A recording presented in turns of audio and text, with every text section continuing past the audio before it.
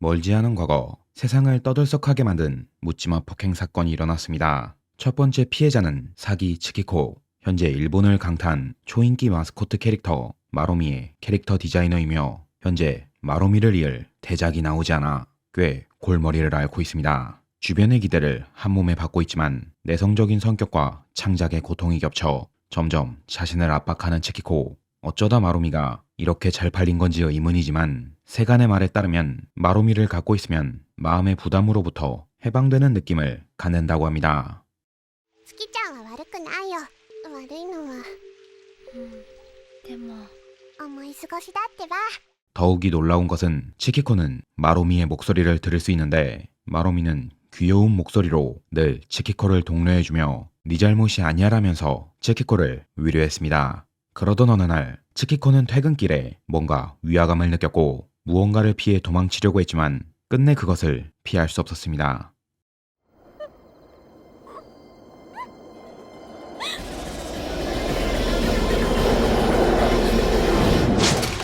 인기 캐릭터 디자이너를 폭행한 사건은 세간을 떠들썩하게 했고 경찰이며 매스컴이며 시민들까지 츠키코가 그린 범인의 몽타주 금빛 롤러브레이드를 타고 구부러진 야구 방망이를 든 소년, 이를 소년배트라 부르며 입에서 입으로 소년배트의 정체를 추측해갔습니다. サギツキコさんですね。先日の通り魔事件についてぜひお話を伺いたいと思いまして。 츠키코에게 접근하는 가십기자 카와즈 아키오. 현재 노인을 자동차로 쳐 치료비를 대줘야 하기에 급전이 필요한 사내입니다. 奇妙な偶然の一致ってやつでしょうかね。溶けてる。 물불 안 가리는 집요한 산으로 츠키코를 불러세워 소년 배트에 대한 정보를 캐내려는 아키오. 오랫동안 기자 생활을 한 만큼 이미 츠키코의 동료들에게 어느 정도 정보를 얻어왔는데 ちょっと不思議ちゃん入ってますって。男が尻尾振ってくるの知っててさ。篠原さん。 츠키코의 동료들은 혼자만 승승장구하는 츠키코를 탐탁치 않아 했습니다. 아키오의 성대모사가 재밌었지만 그의 음흉한 눈빛을 참을 수 없던 츠키코. 그는 취재를 한다며 츠키코의 집까지 쫓아왔고 츠키코를 쫓아다니던 중 사건에 휘말리게 되는데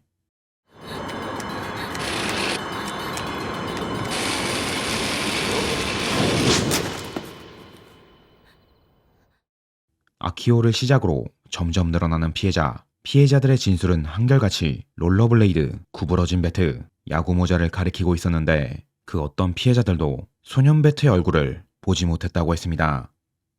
私やっぱり前にあの子と会ったような気がする。思い過ごしだよ。 기억도 흐릿해진 어린 시절 소년 배트와 비슷한 것을 본 것 같은 츠키코. 마로미는 그때도 어린애가 지금까지 어린애일 리 없다며 츠키코를 다그쳤고 마로미의 위로에 츠키코는 생각하는 것을 그만뒀습니다. マリアです。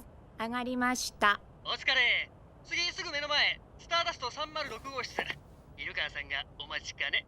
또 다른 피해자 초노 하루미. 그는 이중인격자로 낮에는 하루미의 인격이 밤에는 마리아라는 인격이 몸을 지배합니다. 하루미는 내성적인 성격으로 대학 조교수를 하고 있는데 반해 마리아는 가짜 점과 가발을 사용하며 매일 밤 자신의 몸을 팔아 욕구를 충족하고 있습니다. 今マリアと話しました。マリアは少しずつ消えていく自分の存在を感じているそうです。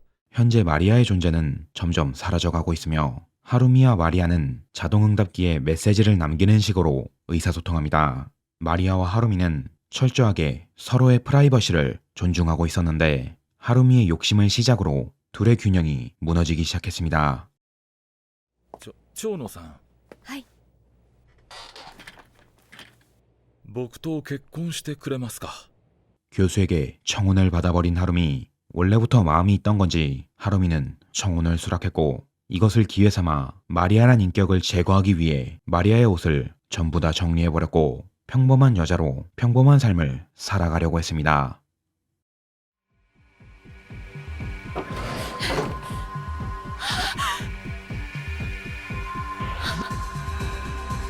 자신도 모르는 틈에 옷장을 가득 채운 마리아의 옷. 마리아는 하루미와 마찬가지로 자신이 사라지기 전에 몸을 독차지하려고 했고 둘이 몸을 교체하는 주기는 하루미의 정신이 불안해질수록 점점 마리아 쪽으로 기울고 있었습니다. 解放されたい。わかるでしょ。解放されたいのよ、私も。 극한에 달한 몸을 탈환하고 싶다는 욕구. 급기야 하루미의 눈엔 마리아가 직접 나타났고 마리아는 하루미의 몸을 얻기 위해 끝없이 하루미를 괴롭혔습니다.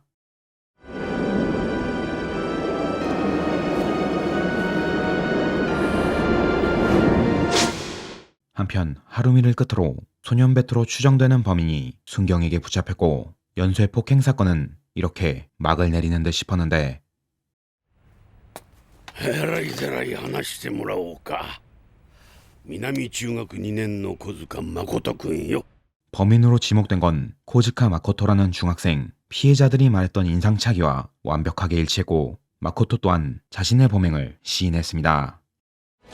僕はゴールデンソードを構えた。違う、金属バットだ。お前は用意していた金属バットを構えた。 하지만 어찌 말하는 상태가 심상치 않았는데 마코토는 자신은 성전사란 존재로 지금까지 한 행동은 모두 고우마라는 악을 물리치기 위해서라고 했습니다. そんな作り話で大人を騙せるとでも思ったか。聖戦士の言葉に嘘はない。 마코토의 신문을 맡은 건 베테랑 형사 이카리와 그의 폐허 마니와. 전혀 대화가 안 되는 이 상황에서 마니아는 기지를 발휘해 성전사에 비유를 맞추기 시작했고 마코토가 갖고 있는 책을 기반으로 대화를 진행하니 마코토는 술술 범행을 진술했습니다.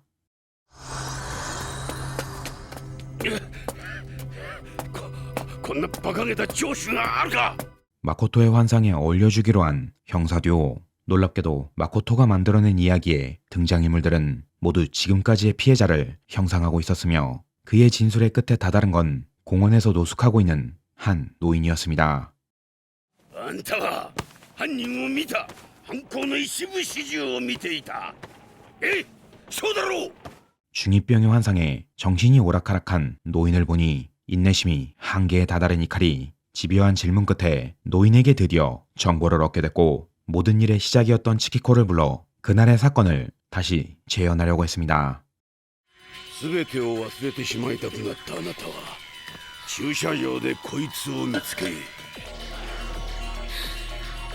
모든 게 치키코의 자해였다고 주장한 이칼이 그 순간 치키코는 허공에서 머리를 강타당한 듯 자리에서 쓰러졌고 사건은 더욱 미궁으로 빠져들었습니다. 最初の被害者だよ。聞いてなかったな。ゴーマはあの時。 우연의 일치인지 마코토가 습격한 건 단 2명뿐. 결국 마코토는 진범이 아닌 모방범에 불과했고 만약 치키코가 자해를 한 것이 아니라면 범인은 아직 잡히지 않은 것이었습니다. 被害に遭われる前、何か個人的な悩みとかはありませんでしたか？何かこう精神的に追い詰められるような。 한편 마니와는 피해자들에게서 유일한 공통점을 발견했는데 피해자 모두가 정신적으로 극한의 상태에 다다랐다는 것. 그리고 소년 베트에게 당한 직후 이들은 폭행 피해의 공포가 아닌 어딘가 해방된 듯한 편안한 얼굴을 하고 있다는 것. 마니와의 추측일 뿐이었지만 소년 베트는 정신적으로 궁지에 몰린 사람만을 노리며 이를 미리 알아낼 수 있다면 소년 베트를 잡을 수 있다고 생각했습니다.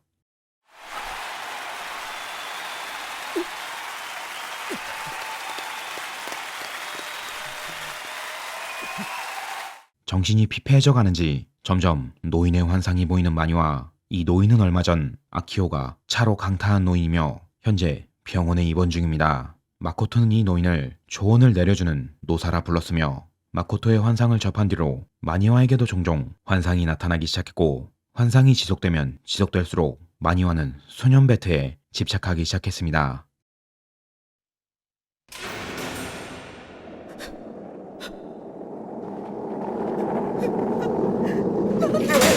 그러던 와중 구치소에 있던 마코토에게 소년 베트가 나타났는데 분명 소년 베트가 습격했음에도 사인은 자살. 아무도 없고 어떠한 날붙이도 얻을 수 없는 공간에서 중학교 2학년 소년이 자살을 선택했고 이 사건으로 인해 이카리와 마니와가 형사직에서 해고당했으며 시민들의 소년 베트에 대한 공포도 점점 커져갔습니다.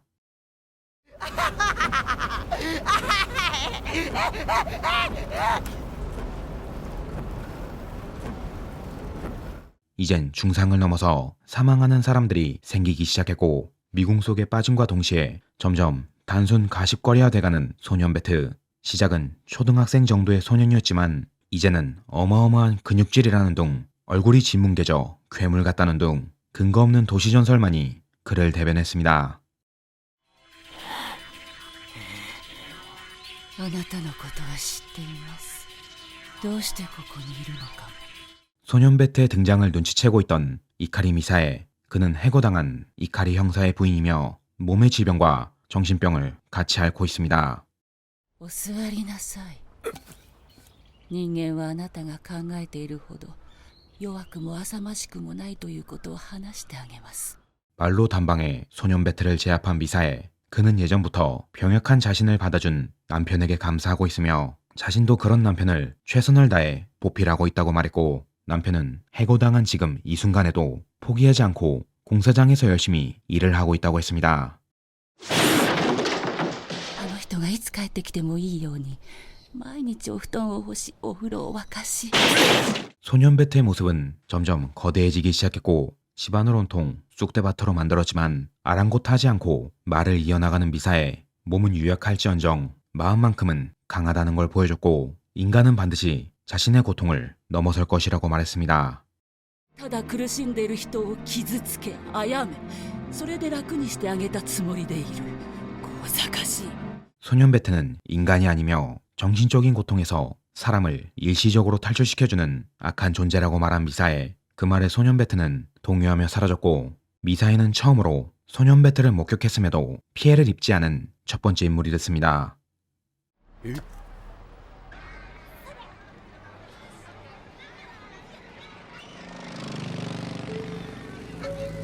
한편 이카리 형사는 원인을 알 수 없는 환상에 빠지게 됐고 그대로 그 환상 속에서 행방불명되는데 想像が奴を育んでいく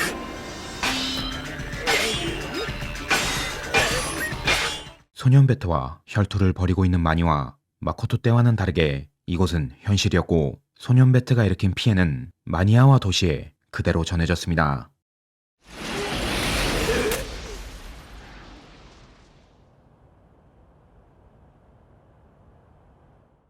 소년 베트를 따돌리고 미사에게 간 마니와. 미사에는 남편이 돌아오지 않는다는 말과 함께 소년 베트는 마로미와 같다는 말을 남기고 기절했고 마니와는 이 증거를 토대로 마로미의 과거를 추적하기로 했습니다. こっち上よ上そうなんだよ 마니와에게만 보이는 것인지 아니면 소년 베트에 집착한 마니와의 망상인지는 모르겠지만 피규어를 따라 도착한 오타쿠의 집에서 과거 지금의 소년 베트와 비슷한 사건을 발견한 마니와. 그 당시 소년 베트에게 당한 피해자는 초등학생인 치키코였습니다. 報道部です。どう昨夜未明、もうそれはもう品川区の女性が何者かに襲われ殺害されるという事件がありました。 소년 베트가 활개를 치면 칠수록 마로미의 인기는 하늘을 찌르기 시작했고 사람들이 광적으로 마로미에게 집착하는 만큼 치키코의 부담도 점점 가중됐습니다. いつまで大先生気取りでいるんだよ。お前は何か太陽か。世界は私を中心に回ってるってか。 압박에 못 견딘 선배는 치키코를 갈구기 시작했고 스트레스가 점점 극에 달하기 시작한 치키코. 결국 소년 베트는 다시 치키코를 찾아왔고 전보다 더 기괴하고 흉악한 모습으로 치키코를 공격하려 했는데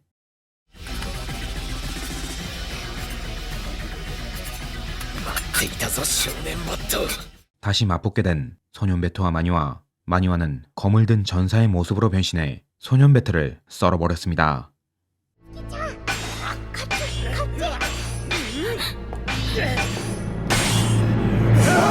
마로미를 따라 알 수 없는 환상으로 들어간 치키코. 그곳에서 치키코는 이카리 형사와 만나게 됐고 지금까지 얽혀있던 퍼즐이 이제서야 점점 윤곽을 나타내기 시작했습니다.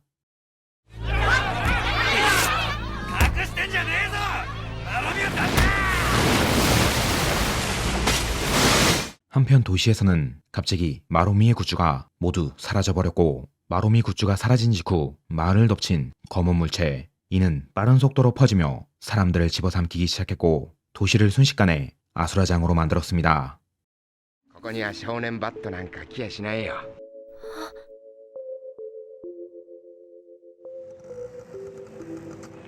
이카리와 함께 환상 속을 배회하는 치키코. 겉보기엔 참으로 행복한 거리였기에 둘은 무언가에 홀린 듯 서로를 아버지와 딸이라 여기며 거리의 생활을 즐기고 있었는데 간혹 이카리 형사 앞에 미사의 모습이 나타났습니다.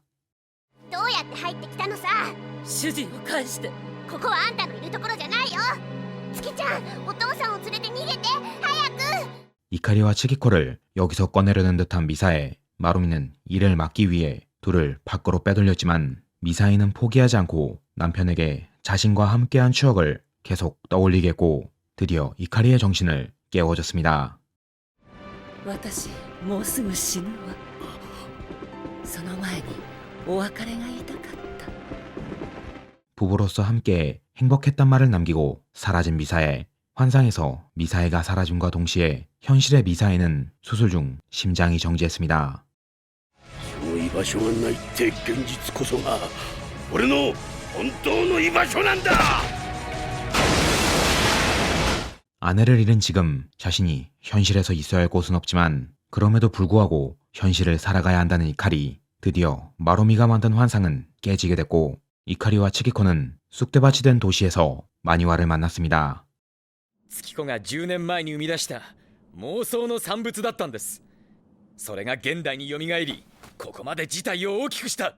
모든 사건은 치키코가 초등학생 시절 치키코가 키우던 마루미랑 강아지로부터 시작됐습니다. 치키코가 마루미를 데리고 산책하던 어느 날 갑작스런 복통을 느꼈는데 그때 마루미를 잡고 있는 목줄을 그만 놓쳐버렸고 마루미는 그대로 차에 치여 죽었습니다. 치키코는 엄한 아버지한테 이 사실을 들키지 않기 위해 소년 베트에 지시라며 거짓말을 했고 소년 베트를 진짜로 믿기 시작했습니다. 물론 치키코의 아버지는 이를 알고 있었지만 딸을 위해 거짓말에 속아줬고 잊지도 않은 소년 베트를 잡는다며 화를 내는 척 야구방망이를 집에 두고 이걸로 소년 베트를 때려주겠다며 치키코를 안심시켰습니다.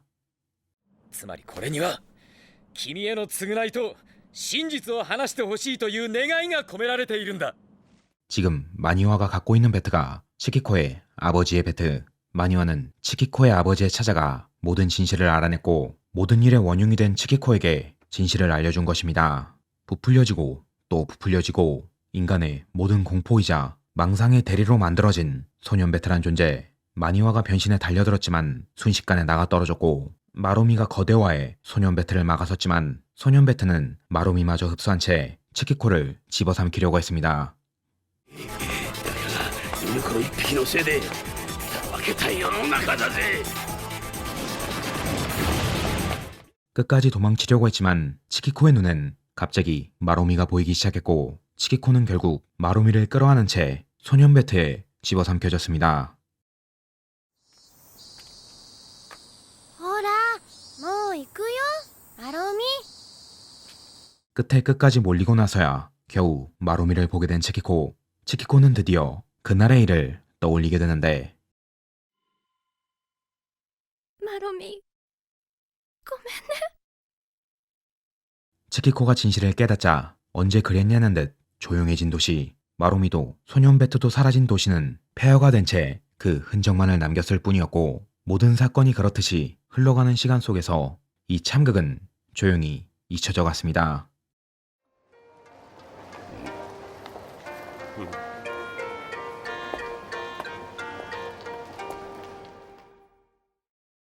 친애하는 시청자 여러분, 표고버섯입니다. 오늘의 애니리뷰 망상대리인이었습니다. 미스터리한 옴니버스식 연출로 극을 이끌어가다 모든 이야기가 한 곳에 모이는 순간 소름이 쫙 돋는, 그러면서도 희망적인 주제를 갖고 있는 정말 좋은 작품입니다. 이번엔 감상 부분에서 할 말이 정말 많은데 소년 베트는 결국 인간들이 외면한 현실을 대변한 존재였습니다. 마치 우리가 책임을 타인에게 떠넘기듯이 잊지도 않은 소년 베트에게 자신의 모든 문제를 떠넘기면 자신은 잠시나마 편해질 수 있습니다. 치키코를 시작으로 한 이 망상은 구전되고 부풀려지면서 현실을 벗어나고 싶은 모든 사람들에게 나타나기 시작했고 시작은 몇몇 개인의 망상이었지만 이것은 점점 커지면서 소년 베트를 실존하는 존재로 만들었습니다.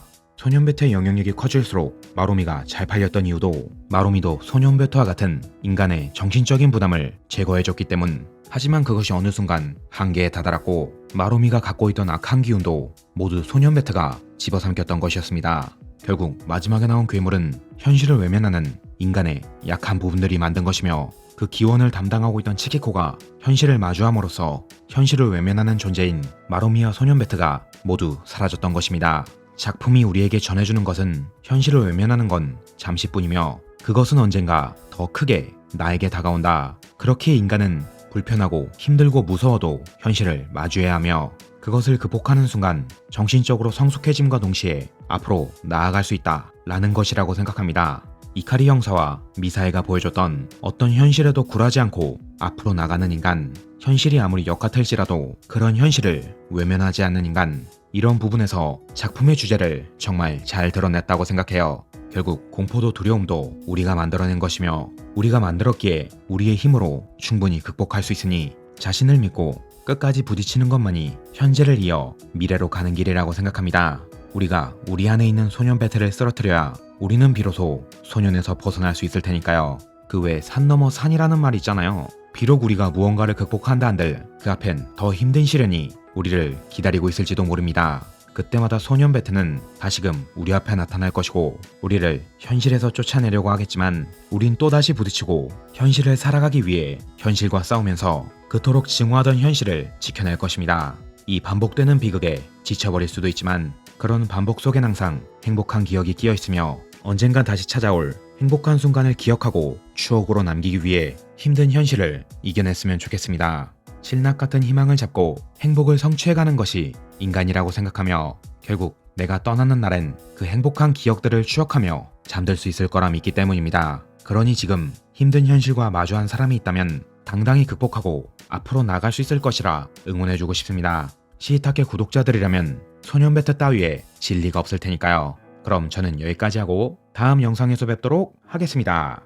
밍나 맞다네.